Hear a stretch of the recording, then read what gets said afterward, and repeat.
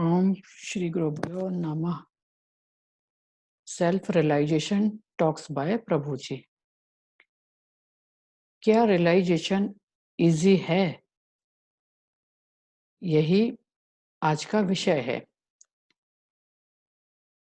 हाँ, प्रभु जी इस स्टोरी के माध्यम से बताते हैं। राजा जनक,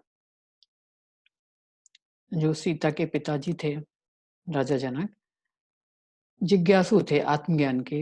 वो जानना चाहते थे कि मैं कौन हूँ, और ये जानने के लिए उन्होंने अपने राज्य में वो हमेशा विद्वानों को, ज्ञानी को अपनी सभा में बुलाते और चर्चा करते, ज्ञान की चर्चा करते, क्योंकि उनको जिज्ञासा थी, जानना चाहते थे कि वे कौन हैं। तो इसी संबंध में एक बार उनके राज दरबार में मीटिंग चल रही थी, सभा चल रही थी। उसी सभा में अष्टावक्र के पिताजी भी आए हुए थे।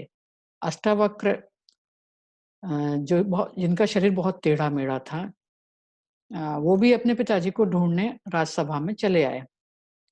राजसभा में जैसे ही वो आए, उनके शरीर को देख के सारे लोग, विद्वान जो चर्चा कर रहे थे वहाँ राजा से, वो हँसने लगे उनके ऊपर, उनकी टेढ़ा-मेढ़ा शरीर देखकर। तो अष्टावक्र जी भी उतने ही ज़ोर-ज़ोर से हँसने लगे। राजा जनक को आश्चर्य हुआ कि ये सारे जो ज्ञानी राजसभा में बैठे हैं, ये तो न इसको देख के हँस रहे हैं, इनका टेढ़ा-मेढ़ा शरीर देख के हँस रहे हैं, पर ये अष्टावक्र क्यों हँसे? ये सवाल वो अष्टावक्र से पूछते हैं। तो अष्टावक्र कहते हैं, राजा जनक, तुमने अपनी सभा में सारे चर्मकारों को बुलाया है। ये सब चर्मकार हैं, जो यहाँ बैठे हुए हैं। तो सभा में बैठे सभी लोग एकदम अ, गुस्से में आ जाते हैं कि ये चर्मकार, हमें कैसे बोल सकते हो तुम, हम चर्मकार हैं, हम तो ज्ञानी हैं। तो राजा जनक उनसे पूछते हैं, तुम इनको चर्मकार क्यों कह रहे हो?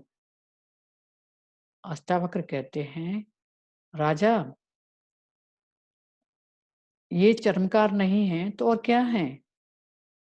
जिनको तुम ज्ञानी समझ के, जिनसे ज्ञान की अपेक्षा रख रहे हो, जिनसे तुम्हें ज्ञान मिलेगा, वो मेरे शरीर की चमड़ी को देख कर ही हँस रहे हैं मेरे ऊपर, तो ये चर्मकार नहीं है तो क्या है?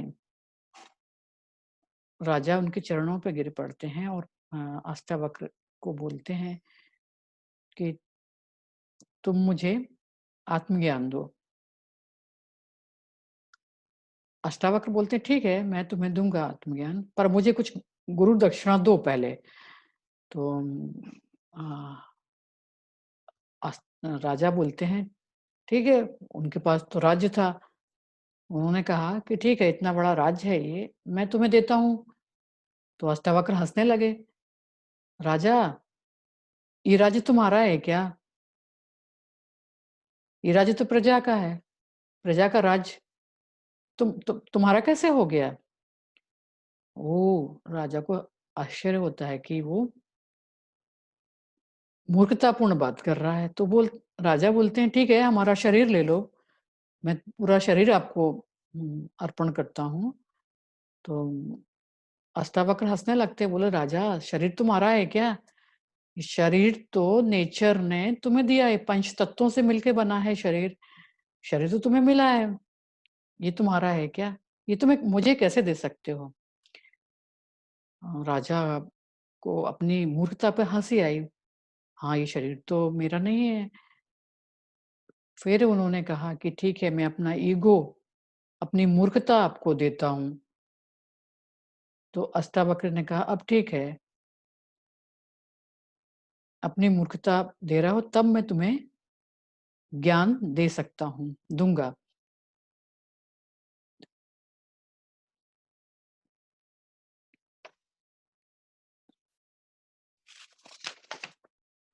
राजा को अष्टावक्र ने आत्मज्ञान दिया।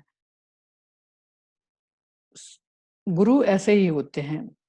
एक अंधेरा कमरा है, आपको नहीं पता है कि टेबल कहाँ है, कुर्सी कहाँ या दूसरी चीज़ें उसमें कहाँ रखी हैं। लाइट चालू करने से, स्विच ऑन करने से आपको सारी चीज़ें दिखाई पड़ने लगती हैं कि अंधेरा दूर हो जाता है, रोशनी होती है और आप देख सकते हो कि टेबल कहाँ है, कुर्सी कहाँ है या और चीज़ें कहाँ रखी हैं। बस सही स्विच ऑन करना होगा, तभी आपको दिखाई देगा कि सारा और भी चीज़ें कहाँ हैं। आप देखते हो आपका सिर में दर्द हो रहा है, सिर में दर्द के लिए आप एक गोली डिस्प्रिन या अनासिन लेते हो, ₹1 की आती है और उससे आपका सर दर्द दूर हो जाता है। क्या आपको पता है कि वो ₹1 की मिलने वाली गोली की वैल्यू क्या है?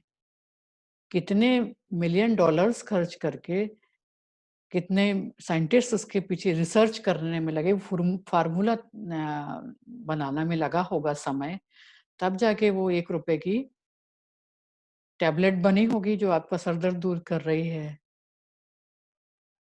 आत्मज्ञान के लिए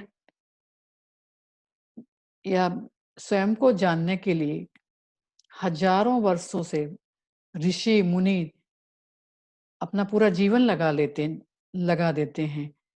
तब जाके वो तत्त्वमसि तुम वही हो, इसका ज्ञान वो अपने शिष्यों को देते हैं।